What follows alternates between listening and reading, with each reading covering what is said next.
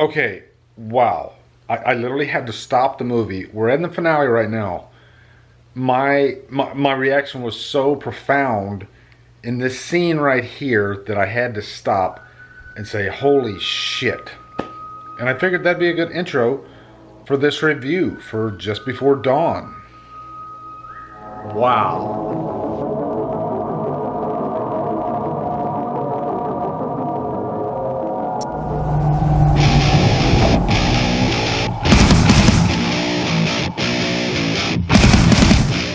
Just Before Dawn stars Deborah Benson, Greg Henry, George Kennedy, and is directed by Jeff Lieberman. What is up, guys? A healthy and hearty thank you to Barry from Wolfman's Got Nards. He actually sent me this. This was one of his favorite films, if I'm not mistaken. He always mentions Halloween. We know that he loves Halloween, but he also loves Just Before Dawn. I happen to have not seen Just Before Dawn. So, maybe that's one of the reasons why he sent me this. And we actually are going to record reviews at the exact same time. So after you check out this review, go over to his channel. I will put a card right here. Check out his review, so that way you'll get two perspectives. You'll get a perspective of somebody who grew up with this film and loves it, and a perspective of somebody who's never seen the film, that being me. And again, thank you, Barry, so much for sending this to me, man. I really appreciate it. And also, if you're coming from his channel, you watched his first, welcome to my channel. My channel is Drumdums. You might not have been here before. You'll find a lot of similar content on my channel that you'll find on Barry's, actually. We're big horror buffs. But anyway, let's get right down to the meat and potatoes. If you saw my reaction at the intro of this video, you can tell that at least one of the scenes at the end of this movie really wowed me. It floored me, and that was no acting. I literally saw that scene, said, pause, I need to go get my vlog camera. I need to record my exact reaction to this, so that way it could sum up my overall thoughts of the movie. I guess kind of. But we're going to get into my thoughts, step by step. And also, before we get into this, any film that I do that's from the 80s, even like a couple years ago and back, I make them a spoiler review. And this particular movie has stuff in it that I have to talk about. Like, have to talk about. Holy shit. Know that going into this is a camp slasher. There is sort of a twist in this movie. It is a twist. But I'll save that stuff for the last fourth of the review. I guess the final act of this review, if you will. But you have been warned. So anyway, quick plot synopsis. This group of young people, they go up into the mountains to this wooded area. Forestry, all that. They're going camping. This is a camp slasher. You got Warren, Constance, or they call her Connie in the movie, and some others. Those are like the two big ones, though. You got this character, Jonathan, too. We'll get into him. But Warren, he actually got the deed to this land out there. So they go out there, and they're going to discover it, and they're going to kind of have a good time, go camping, like I said. And this visually, at the beginning, will definitely remind you of like Friday the 13th, even Sleepaway Camp. Speaking of Sleepaway Camp, the beginning scene of this movie, it takes place at this church, this abandoned church. And these two, I think they're repairmen. They go there to fix some of the damage, but they would be there for weeks trying to fix all the damage in that church. The old guy was actually in Sleepaway Camp. He's really the hilarious old guy in Sleepaway Camp. Loved that guy. But he's at the beginning of this movie. And in this opening scene, they really wow you with a great kill. And I mean wow you. I have never seen a kill like this in my life. And it's a great tone setter for the movie, that they're not holding back. And boy, do they not hold back. Let me just cut right to the chase, okay? You got the old man's cousin. He runs upon the killer of the movie. They see the killer up in the roof area. So, nice and ominous, nice and scary. But then later, of course, there's a surprise kill, surprise attack on the cousin.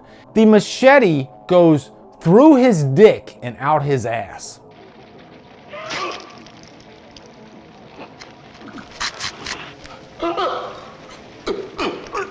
And that's probably the best way I can put it.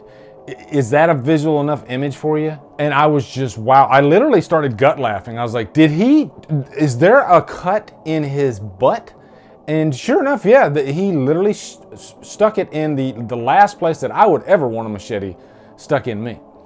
So right out the gate, we got an awesome kill. I mean, we're talking like top 20 greatest kills of all time awesome kill. Loved it. But the old man escapes and he comes upon the group of young people in their RV and he warns them. There's two like harbingers of doom in this movie. That old guy and then this forest ranger who tells them, you should be very careful. It ain't just poison ivy I'm talking about, son. At least tell me where you're going, so that when you don't come back, I'll know how to fill out the report. He doesn't like divulge all the information that you would think he would divulge. Although later in the movie, he does kind of tell them why he doesn't divulge this information, because he doesn't really know. But I guess there's a rumor that there's a killer up in these mountains. The funny thing is, they're referred to quite a few times as demons. Like the old guy says there's like a demon in there. That's what he saw. He felt like a demon. To us, it just looks like a heavy-set guy. He looks like Leatherface, actually. But, of course, these are stupid people, and they decide, you know what, let's just go up there and have some fun anyway. Who's going to stop them? I mean, you got people running out in groups during this whole virus scare that we got going on right now. So I got to cut these characters some slack. There are stupid people on this planet. They exist. But this group of kids, too, they don't just run up on the old guy and then the forest ranger. It's like there's all these warnings that are right there in front of them throughout the movie. You got this, I guess you could call it like a hillbilly family, an inbred family. You can tell that there's something off about this family. They don't seem like your neighbors next door. They seem like they belong in the woods. I've literally ran into people like this. I think I shared this story on an older video where I was on this date when I first came in the military, and it was in Colorado, and we went way up in the mountains like this movie. 2 o'clock in the morning, my car gets stuck in a ditch, and this family in this truck comes along and they help us out. They were really nice people, but something felt off, and the guy was like giving my date the goo-goo eyes, and I thought we were going to be dead and they were probably going to eat us. So luckily a park ranger came along and I found an exit, which is funny because there's a park ranger in this movie. So this movie kind of reminded me of that situation, actually. Now, this movie is a little bit deceiving at the beginning because, like I said, they start you off with this awesome, amazing kill. So you're thinking you're going to get, a kill every 15 minutes, just like Friday the 13th.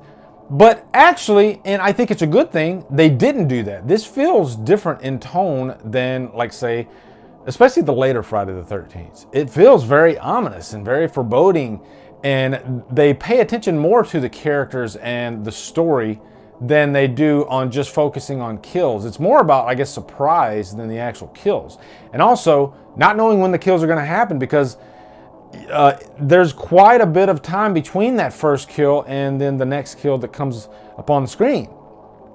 So it's a lot less predictable than a lot of other camp slashers. And I like that about it. There is this character that's a practical joker named Jonathan. And he is an important character. It seems like a lot of the characters in this movie are actually important characters. But he's a practical joker, and at the beginning, him and Warren, they play this joke on the girls. And it's an important scene because one of the girls actually reacts, she grabs a knife. But then our main final girl, Constance, she doesn't react, and this bothers her, and she expresses that to Warren. She's like, I kind of found out something about myself today. I wish I would have reacted. I didn't.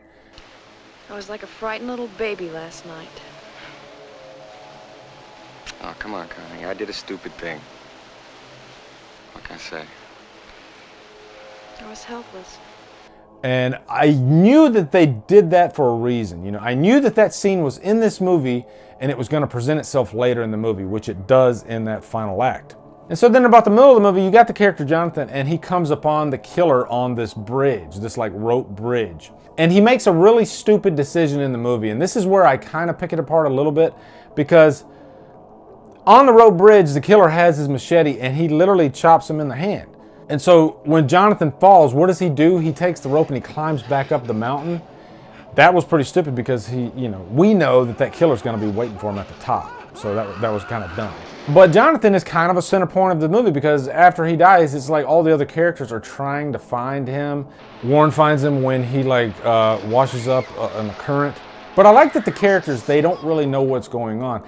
They didn't even know if Jonathan was actually murdered or if he just had an accident, because this stuff does happen in the mountains all the time. People fall from mountains all the time. So they're not 100% sure, and it raises the paranoia level, and it works pretty well, actually. You got a couple stupid decisions like that, too. Like the lead character, Warren, at the end of the movie, after the big showdown, he leaves Connie, which no guy in his right mind would ever leave his girlfriend after the trauma that just went down. Now, let's get into what I loved. I mean, really loved about this movie, and I guess what you saw at the intro of this video. The ending of this movie really floored me. First off, there's a twist, and the twist is that there are two killers in this movie. They are twins. It's an inbred group of twins, and they're the ones doing all the killings. We discover that when one of the characters, Megan, she's in the church, and she's fighting one of the killers, and then the other killer's right behind her outside the window with the camera.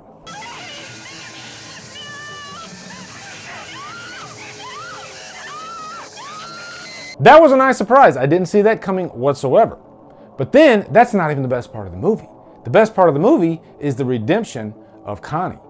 It all comes full circle. Connie is presented with this opportunity. She's wearing the highest Daisy Dukes that you could possibly imagine at the end of this movie. I don't know why I mentioned that, but that happened. And I didn't mind it whatsoever. This scene was so exciting because, it's just her having a showdown with one of the killers. She thinks there's only one killer. We know there's two killers, so that's cool. And then she climbs this tree barefooted. And so she's in a fight or flight mode. And I think a lot of people, they really discover what they're really made of when they're in situations like this. And I tend to love characters that have to go through these types of situations. Maybe that's why I like slasher movies so much, because it gives us an opportunity to deal with those situations. And so I think Connie has like one of the best character arcs for a final girl that I have ever seen. You can almost compare it a little bit to Amy Steele, but even more so with her because of that beginning where she was afraid to react. And so after this scene, when the guy's killed, she's ready. She doesn't know if there's another killer, but she is so prepared. She puts on this makeup, and at first I was like, why is she putting on this makeup? That's very strange. But then it just all made sense to me. I mean, really, you can see it on her face. She's a changed person. She's a different person. She's a little bit left of center. And the money shot in this movie, when she attacks the killer, or the other killer, she literally punches him in the mouth.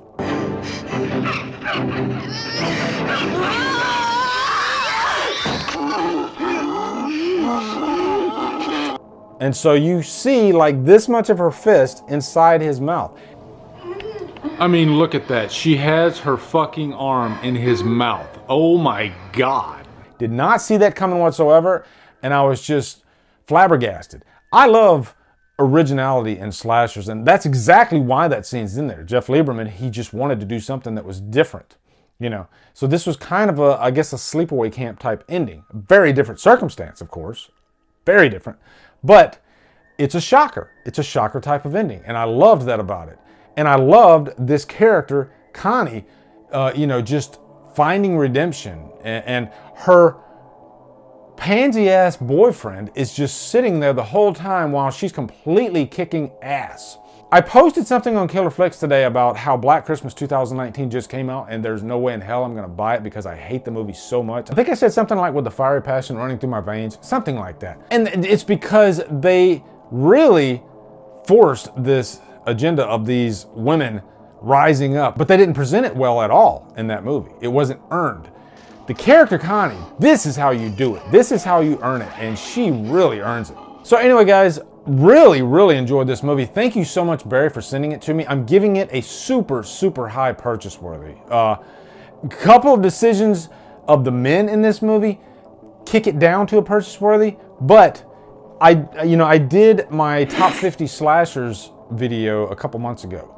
This would have definitely been in probably the top 20. It is that good. If you have not seen Just Before Dawn, I highly recommend you pick it up. I guess there's a Ronin Flicks release too. Yeah, just to give a shout out, Chris McClure, he linked me to the Ronin Flicks release, which I'm definitely going to pick up. Typing right now, thank you, Chris. Just gave you a shout out in my review, period. But anyway, guys, If you've seen this movie, post your thoughts down in the comments. Looking forward to hearing them.